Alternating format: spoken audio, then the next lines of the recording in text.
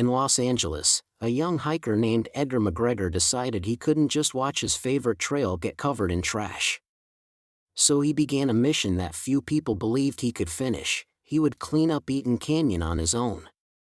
Day after day, Edgar showed up with bags and gloves. He picked up bottles, cans, wrappers, and even old tires. The task seemed endless because people kept coming back to hike and throw away more garbage. But Edgar refused to give up. He wanted to inspire others to cut down on their waste and take responsibility for nature. Over 2 years, he filled thousands of bags, removing every single piece of trash from the canyon. His story reminds us that trash doesn't just magically break down, it stays in our rivers, forests, and oceans for decades.